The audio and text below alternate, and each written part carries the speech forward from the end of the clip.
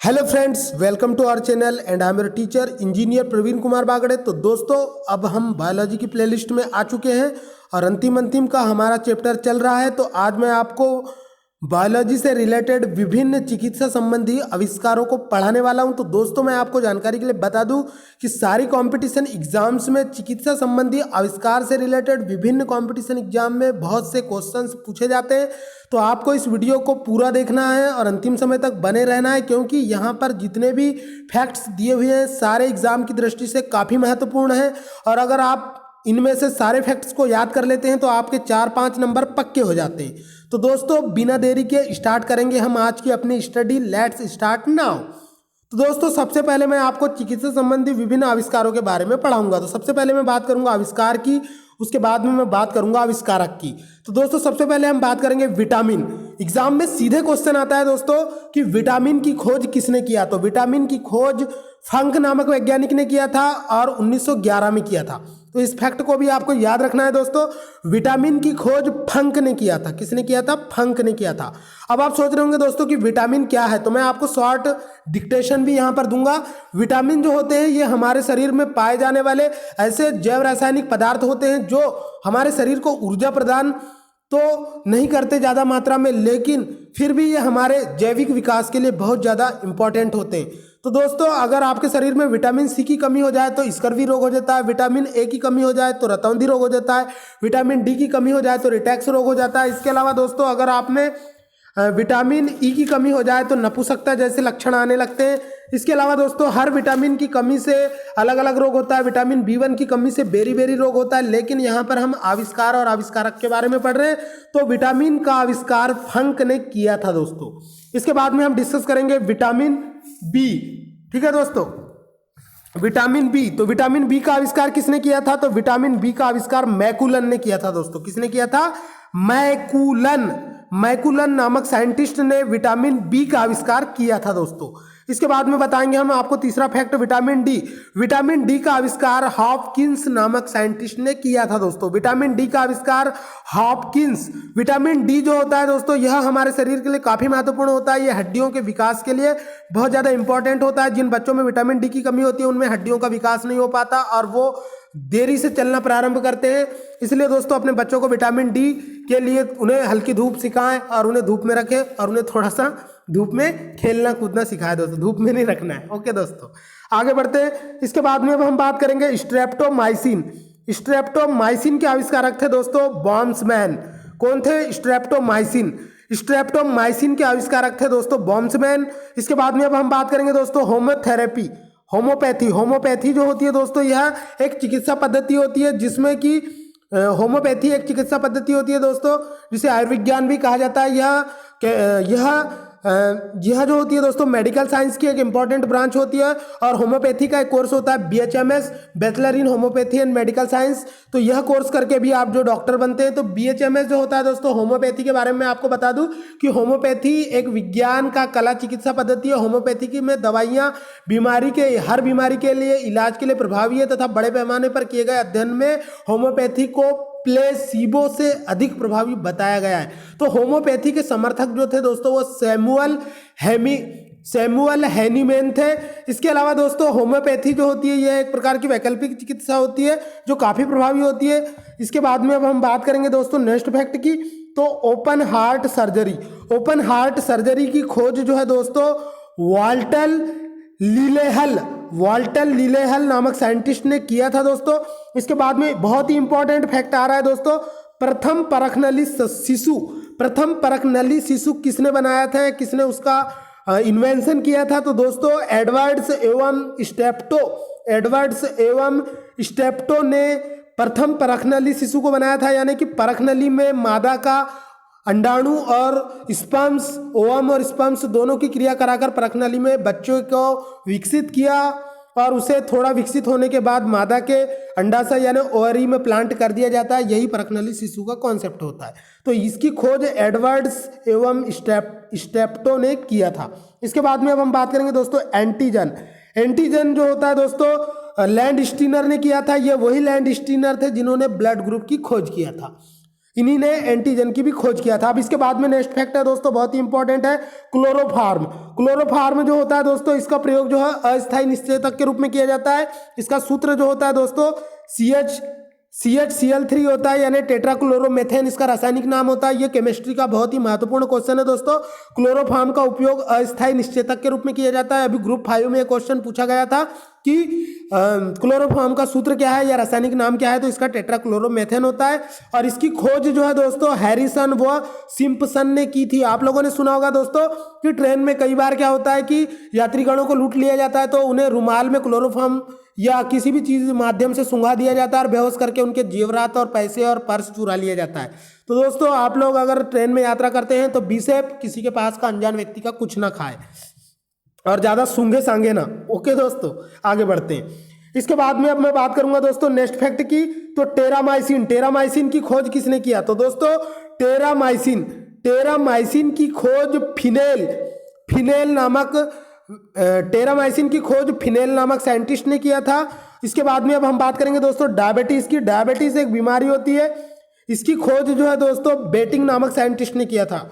Diabetes की खोज जो है दोस्तों बेटिंग नामक साइंटिस्ट ने किया था। और डायबिटीज एक बीमारी होती है जिसे मधुमेह की बीमारी कहा जाता है, और इसी के उपलक्ष्य में डायबिटीज दिवस भी मनाया जाता है, मधुमेह दिवस भी मनाया जाता है। तो डायबिटीज एक बहुत ही खतरनाक बीमारी होती है दोस्तों। डायबिटीज जिसे सामान्यतः मधुमेह कहा जाता है, ये चयापचय संबंधी बीमारियों का एक समूह होता है जो लंबे समय तक रक्त में शर्करा का स्तर उच्च हो जाता है, जिससे उच्च रक्त शर्करा लक्षणों में पेशाब में शर्करा आने लगती है, प्यास में बढ़ोतरी होने लगती है, भूख प्यास में वृद्धि होती है, और कई बार मरीज को चक्कर आने लगते हैं, बीपी भी हाई लो होते रहता है। तो इस डायबिटीज बीमारी की खोज दोस्तों बेटिंग नामक साइंटिस्ट ने किया था। आगे बढ़ते हैं, अब हम बात करेंगे पोलियो की वैक्सीन। तो पोलियो की जो वैक्सीन है दोस्तों, इसकी खोज जॉन ई सॉल्क नामक साइंटिस्ट ने किया था। पोलियो एक बीमारी होती है दोस्तों जिसमें हड्डियां कमजोर रह जाती है और जो मरीज होता है उसका विकास कम होता है। इसके बाद में अब हम बात करेंगे दोस्तों बैक्टीरिया की। तो बैक्टीरिया जो है दोस्तों, बैक्टीरिया का मतलब ही होता है जीवाणु। जीवाणु जो होते हैं दोस्तों हमारे शरीर के लिए लाभदायक भी होते हैं और हानिकारक भी होते हैं। हमारे शरीर में दोस्तों हजारों करोड़ों बैक्टीरिया पाए जाते हैं, हमारी त्वचा पर भी हजारों करोड़ों बैक्टीरिया पाए जाते हैं। बैक्टीरिया जो होते हैं दोस्तों ये एक कोशीय जीव होते हैं, इनका आकार कुछ ही मिलीमीटर का होता है। ये अकेंद्रीय कोशिका भित्ति युक्त और एक कोशीय सरल जीव है। ये सर्वत्र पाए जाते हैं। ये गर्म जलधाराओं, नाभिकीयों और जल में, भूपट्टी में, यहाँ तक कि कार्बनिक पदार्थों और जीव जंतुओं के शरीर के भीतर भी पाए जाते हैं। तो दोस्तों ये जो जीवाणु होते हैं इनका अध्ययन जो है बैक्टीरियोलॉजी शाखा के अंतर्गत किया जाता है, और बैक्टीरिया की खोज एंटोनी वॉन लीवेनहॉक ने किया था दोस्तों। इसके अलावा दोस्तों कोशिका की खोज रॉबर्ट हुक ने किया था और विषाणु की खोज इवानोवस्की ने किया था। अब हम बात करेंगे आरएनए की। दोस्तों आरएनए का पूरा नाम राइबोज न्यूक्लिक एसिड होता है। यह एक प्रकार का मनुष्य के शरीर में पाया जाने वाला प्रोटीन संश्लेषण करने वाला आनुवंशिक पदार्थ होता है जिसे आरएनए कहा जाता है। आरएनए की खोज जेम्स वाटसन और आर्थर अर्ग ने किया था दोस्तों। जेम्स वाटसन एवं आर्थर अर्ग ने किया था। इसके बाद में अब मैं आपको नेक्स्ट फैक्ट बताऊंगा दोस्तों मलेरिया परजीवी। मलेरिया जो होता है दोस्तों ये एक परजीवी के यानी मच्छर के काटने से होता है। मादा एनाफिलीज मच्छर के काटने से मलेरिया रोग होता है दोस्तों। मादा एनाफिलीज मच्छर जो होते हैं, आप लोगों ने अक्सर देखा होगा दोस्तों, जब आप रात में सोते हैं तो मच्छर आपके कान के आजू बाजू भुनभुनाने लगते हैं। आपने कभी ये सोचा नहीं होगा कि मच्छरों को कैसे पता चलता है कि कोंटे में हम सोए हैं। उनको ऐसे पता चलता है दोस्तों क्योंकि हमारे शरीर से हीट निकलते रहती है। और ये जो होता है दोस्तों मलेरिया रोग जो होता है ये प्लाज्मोडियम नामक इससे होता है दोस्तों। प्लाज्मोडियम एक सवाल होता है। प्लाज्मोडियम जो होता है दोस्तों एक प्रोटोजोआ संघ का प्रणाली है, और प्लाज्मोडियम की कुछ जातियों को मलेरिया परजीवी भी कहा जाता है दोस्तों। और इसे जो है दोस्तों मलेरिया रोग फैलता है। तो मलेरिया रोग से बचने के लिए आप मच्छरदानी का उपयोग करें और ऑल आउट जलाएं। इसके अलावा दोस्तों मलेरिया परजीवी और उसकी चिकित्सा की खोज जो है वैज्ञानिक रोनाल्डस रास ने किया था। रोनाल्ड्स रास ने किया था। रोनाल्ड्स रास। तो रोनाल्डो का नाम आपने सुना होगा दोस्तों, जो बहुत ही भयंकर फुटबॉलर खिलाड़ी है रोनाल्डो। तो उसी रोनाल्डस रॉस ने मलेरिया परजीवी व चिकित्सा, यानी कि रोनाल्डो अलग है दोस्तों लेकिन मलेरिया परजीवी और चिकित्सा की खोज करने वाले साइंटिस्ट का नाम है रोनाल्डस रॉस। आगे बढ़ते हैं दोस्तों, अब मैं आपको नेक्स्ट फैक्ट बताऊंगा। नेक्स्ट फैक्ट है विटामिन ए की खोज। विटामिन ए का रासायनिक नाम जो होता है दोस्तों, विटामिन ए जो है इसका रासायनिक नाम रेटिनाल होता है। यह आंखों के लिए बहुत ही इंपॉर्टेंट होता है। यह पालक भाजी में और सुबह सुबह घूमने से भी हमें थोड़ा मिलता है। और इसके अलावा दोस्तों यह हमारे शरीर की त्वचा, बाल, नाखून और मसूड़ा और हड्डियों को मजबूत बनाता है, और ये गाजर में बहुत अधिक मात्रा में पाया जाता है। इसके बाद में मैं आपको बता दूं दोस्तों, विटामिन ए की खोज भी मैकुलन ने किया था, और विटामिन सी की खोज भी मैकुलन ने किया था, जो मैंने आपको पहले ही, विटामिन बी की खोज भी और विटामिन ए दोनों की खोज मैकुलन ने किया था दोस्तों। विटामिन ए और विटामिन बी दोनों की खोज मैकुलन ने किया था दोस्तों। विटामिन ए और विटामिन बी दोनों की खोज मैकुलन ने किया था। इसके अलावा विटामिन सी जो होता है दोस्तों, इसकी कमी से स्कर्वी रोग होता है, इसकी खोज होलकट नामक साइंटिस्ट ने किया था। विटामिन सी जो होता है दोस्तों, वो स्टार फ्रूट में बहुत अधिक पाया जाता है। स्टार फ्रूट में 52% जो होता है विटामिन सी पाया जाता है। इसके अलावा विटामिन सी जो होता है दोस्तों, ये महत्वपूर्ण पोषक तत्व होता है जो स्वास्थ्य के लिए बहुत ही लाभदायक होता है। ये हड्डियों, त्वचा और रक्तवाहिकाओं के गठन और उनके स्वस्थ बनाए रखने में मदद करता है। और कुछ खाद्य पदार्थों, खासतौर फल और सब्जियों में विटामिन सी बहुत ज्यादा पाया जाता है। विटामिन सी का रासायनिक नाम एस्कॉर्बिक एसिड होता है दोस्तों। आगे बढ़ते हैं। अब इसके बाद में मैं बात करूंगा नेक्स्ट फैक्ट की, सल्फर ड्रग्स। सल्फर ड्रग्स जो होती है दोस्तों, ये सल्फर ड्रग्स जो होती है दोस्तों, इसकी खोज डॉक मैग ने किया था। सल्फर ड्रग जो होती है दोस्तों, एक प्रकार की ड्रग होती है, जो दवाई होती है, जिसका उपयोग जो है बहुत सारे चीज़ों में किया जाता है दोस्तों। सल्फर ड्रग जो होता है दोस्तों, यह एक प्रकार का जीवाणुरोधी होता है, जिसमें कि जिसका उपयोग बहुत सारे रोगों के उपचार में भी किया जाता है। आगे बढ़ते हैं दोस्तों। इसके बाद में मैं आपको बताऊंगा हृदय प्रत्यारोपण। हृदय प्रत्यारोपण का मतलब होता है दोस्तों हार्ट ट्रांसप्लांट। हार्ट ट्रांसप्लांट की खोज जो है दोस्तों, इसको करने वाले साइंटिस्ट का नाम था क्रिश्चियन बर्नार्ड। इसके अलावा दोस्तों अब हम बात करेंगे लिंग हार्मोन्स की। तो लिंग हार्मोन्स के अंतर्गत टेस्टेरोन, प्रोजेस्टेरोन, जो हमारे शरीर में लैंगिक गुणों को परिवर्तित और कंट्रोल करते हैं, नियंत्रित करते हैं। लिंग हार्मोन से जो होते हैं दोस्तों, जिस मनुष्य में नर या मादा में आ जाते हैं, तो उनके शरीर में पुबर्टी आने लगती है, वयस्कता आने लगती है, और वह एडोलेंस की ओर अग्रसर होते हैं। तो दोस्तों लिंग हार्मोन्स की खोज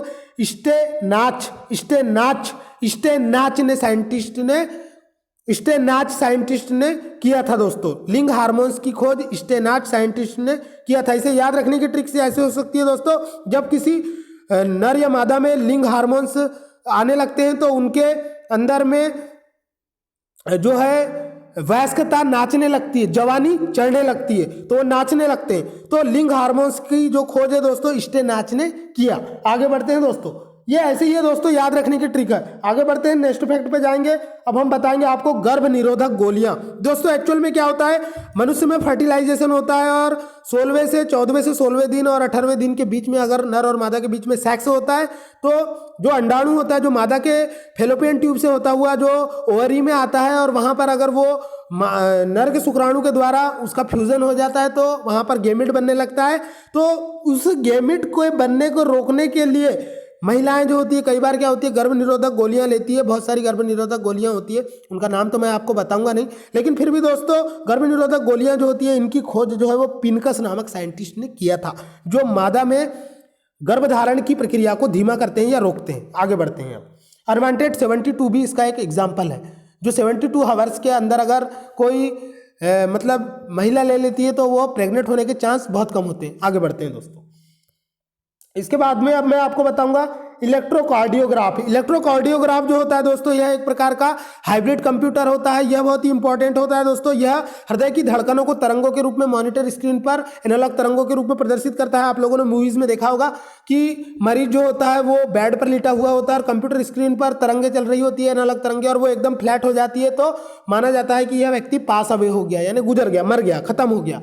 तो दोस्तों इलेक्ट्रोकार्डियोग्राफ एक ऐसा यंत्र होता है जो क्या करता है कि हमारे हृदय धड़कनों को मॉनिटर यानी कंप्यूटर स्क्रीन पर एनालॉग तरंगों के रूप में दिखाता है। और इलेक्ट्रोकार्डियोग्राफ यंत्र की खोज जो है दोस्तों आई न्यूवन नामक साइंटिस्ट ने किया था। इसके बाद में मैं अब आपको इंसुलिन के बारे में बताऊंगा। इंसुलिन की खोज दोस्तों बेटिंग नामक साइंटिस्ट ने किया था। इसके बाद में मैं बताऊंगा दोस्तों आपको चेचक का टीका।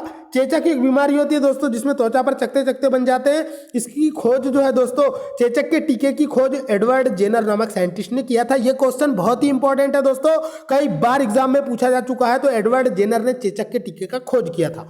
आगे बढ़ते हैं दोस्तों। अब हम बात करेंगे टीबी के बैक्टीरिया। टीबी के बैक्टीरिया की खोज दोस्तों रॉबर्ट कोच ने किया था। रॉबर्ट कोच नामक साइंटिस्ट ने टीबी के बैक्टीरिया की खोज किया था, और टीबी का पूरा नाम ट्यूबरकुलोसिस होता है दोस्तों। इसके बाद में मैं आपको बताऊंगा पेनासिलिन।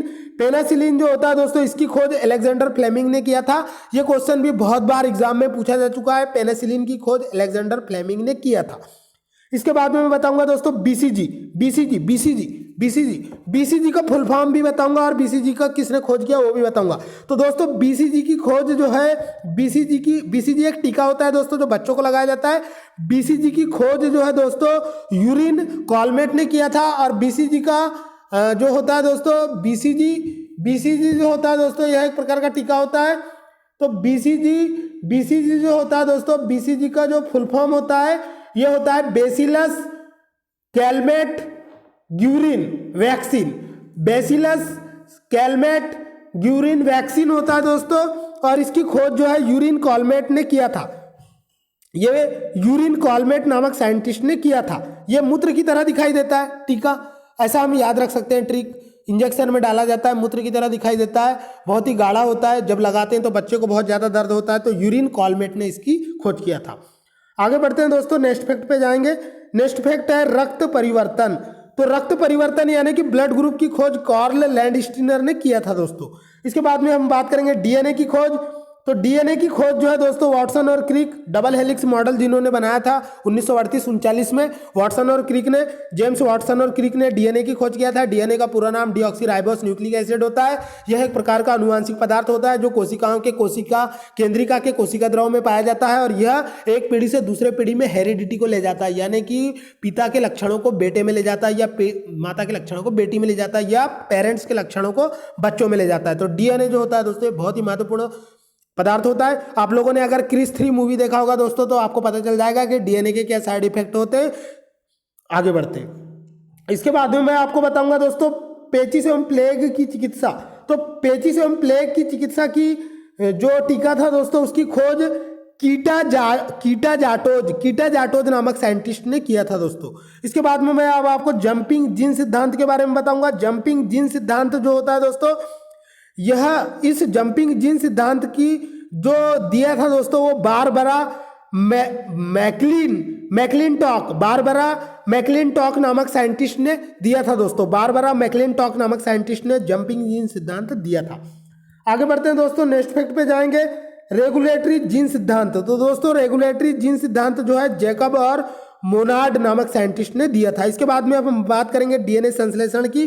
तो दोस्तों डीएनए संश्लेषण की खोज कॉर्नबर्ग नामक साइंटिस्ट ने दिया था। इसके बाद में हम बात करेंगे नेचुरल सिलेक्शन का जो सिद्धांत है, प्राकृतिक वर्णवाद का सिद्धांत, ये चार्ल्स डार्विन ने दिया था। प्राकृतिक वर्णवाद के सिद्धांत के अनुसार दोस्तों चार्ल्स डार्विन ने यह बताया कि वातावरण में वही जीव लंबे समय तक टिक पाए जिन्होंने प्रकृति के अनुसार अपने आप को ढाल लिया और प्रकृति का चयन कर लिया। लेकिन दोस्तों आप लोगों ने सुना होगा कि भारत के मध्य प्रदेश के धार में डायनासोर के अंडे हैं दोस्तों, जो हजारों करोड़ों साल पहले के अंडे हैं। तो दोस्तों वो प्राकृतिक वर्णवाद को सिलेक्ट नहीं कर पाए, इसलिए डायनासोर जो है लुप्त हो गए। तो प्राकृतिक वर्णवाद का सिद्धांत जो है वो चार्ल्स डार्विन ने दिया था। ये एग्जाम में कई बार पूछा जा चुका है। आगे बढ़ते हैं दोस्तों। इसके बाद में नेक्स्ट फैक्ट बताऊंगा मैं आपको दोस्तों स्टेथोस्कोप जो होता है दोस्तों, इसका आविष्कार जो है लेनेक ने किया था। स्टेथोस्कोप जो होता है दोस्तों, इसका आविष्कार जो है स्टेथोस्कोप जो होता है दोस्तों, इसका आविष्कार जो है लेनेक ने किया था। ये वही स्टेथोस्कोप होता है दोस्तों जो सर्दी खांसी और डॉक्टर लोग कान में लगा के घूमते हैं और हमारे हृदय की धड़कन को एम्पलीफाई और नाड़ी की धड़कन को एम्पलीफाई करके सुनते हैं और कई रोगों का पता लगा लेते हैं। तो इसी स्टेथोस्कोप का आविष्कार जो है दोस्तों लेनेक ने किया था। आगे बढ़ते हैं दोस्तों, आगे बढ़ते हैं नेक्स्ट फैक्ट पर। चेचक का टीका जो है दोस्तों, इसकी खोज प्रतिरक्षण तकनीक के आधार पर एडवर्ड जेनर ने किया था। और हृदय का प्रथम जो है ट्रांसप्लांट जो है वो क्रिश्चियन बेनार्ड ने किया था। क्रिश्चियन बेनार्ड यानी कि एक हृदय को दूसरे हृदय में लगा दिया था। इसके बाद में अब नेक्स्ट फैक्ट पे जाएंगे दोस्तों, होम्योपैथी का संस्थापक। तो होम्योपैथी का संस्थापक जो है दोस्तों हाइनेमैन नामक साइंटिस्ट को कहा जाता है। हाइनेमैन नामक साइंटिस्ट को कहा जाता है। इसके बाद में हम बात करेंगे दोस्तों पुनरावर्तन का सिद्धांत। तो पुनरावर्तन का सिद्धांत जो है वो अर्नेस्ट हैकल ने दिया था। इसके बाद में हम बात करेंगे लेप्रोसी बेसिलस का आविष्कार जो है हैंसन ने किया था। इसके अलावा रेबीज रोधी टीका जो है वो लुई पास्चर। तो रेबीज का टीका दोस्तों एग्जाम में सीधे क्वेश्चन पूछा जाता है कि कुत्ते के काटने पर कौन सा टीका लगाया जाता है, तो रेबीज का टीका लगाया जाता है और उसकी खोज कुत्ते के काटने का टीका लुई पास्चर ने खोजा था। इसके अलावा दोस्तों आधुनिक एंटीसेप्टिक सर्जरी का जनक जो है वो लिस्टर को कहा जाता है। इसके अलावा दोस्तों प्रथम एंटीबायोटिक या पेनिसिलिन की खोज जो है वो फ्लेमिंग नामक साइंटिस्ट ने किया था, ए फ्लेमिंग। आगे बढ़ते हैं दोस्तों, प्रमुख चिकित्सा उपकरणों के ऊपर डिस्कस करेंगे। तो प्रमुख चिकित्सा उपकरणों के ऊपर डिस्कस कर रहे थे दोस्तों। तो पहला होता है पेसमेकर। पेसमेकर जो होता है दोस्तों, इसके बारे में आपने पढ़ा होगा 12th बायोलॉजी में।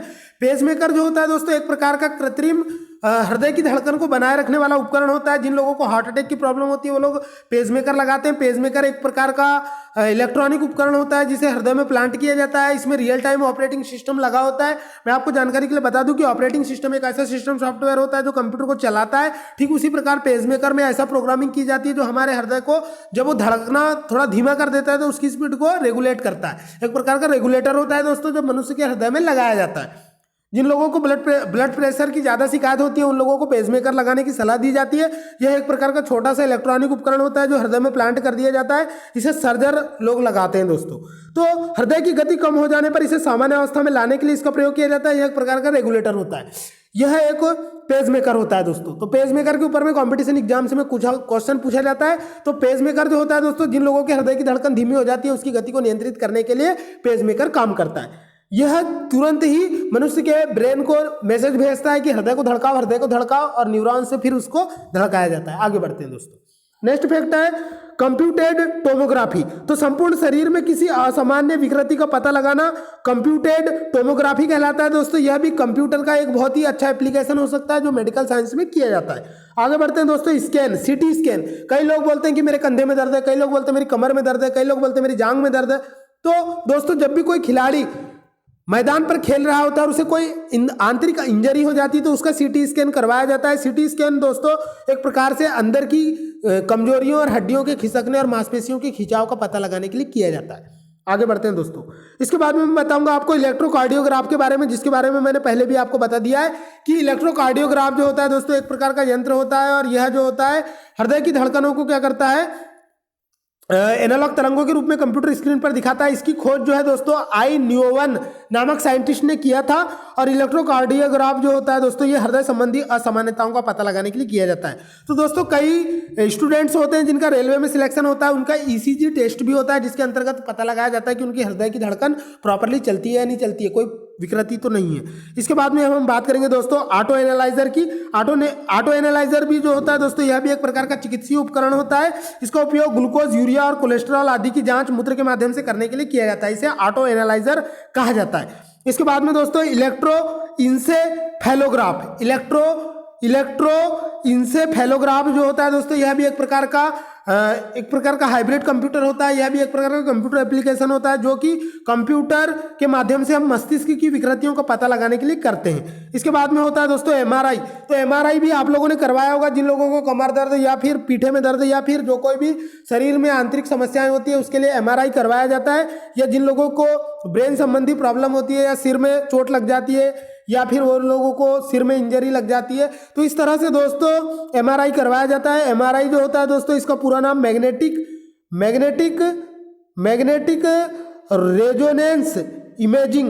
मैग्नेटिक रेजोनेंस इमेजिंग इसका फुल फॉर्म होता है दोस्तों, के द्वारा संपूर्ण शरीर में असामान्य या विकृति का पूर्णतः सही एक्यूरेट पता लगाया जाता है। ये थे दोस्तों कुछ महत्वपूर्ण चिकित्सीय उपकरण जिनके बारे में मैंने आपको बताया दोस्तों। तो एमआरआई यहाँ बहुत इंपॉर्टेंट है, इलेक्ट्रोकार्डियोग्राफ भी बहुत इंपॉर्टेंट है और सीटी स्कैन भी बहुत इंपॉर्टेंट है। तो इस वीडियो को आपको पूरा अंतिम समय तक आपने देखा, मैं आपका बहुत बहुत धन्यवाद करता हूँ। तो दोस्तों आपको मेरे द्वारा बनाया जा रहा है वीडियो कैसे लग रहे हैं कमेंट करके जरूर बताएं। इसके बाद में बायोलॉजी का और लेक्चर्स डालने वाला हूँ। तो हमारे चैनल को अगर आपने अब तक सब्सक्राइब नहीं किया है तो प्लीज़ सब्सक्राइब कर ले ताकि मेरे द्वारा बनाई जा रही प्रत्येक वीडियो की जानकारी आपको मिलती रहे। और सब्सक्राइब करने के बाद बाजू वाले घंटी बटन को दबाना जरूर ना भूले दोस्तों और ऑल नोटिफिकेशन को ऑन कर दे ताकि मेरे द्वारा बनाए जा रहे प्रत्येक वीडियो की जानकारी मिलती रहे। तो मिलेंगे दोस्तों अगले वीडियो में, तब तक के लिए टाटा बाय बाय, खुदा हाफिज।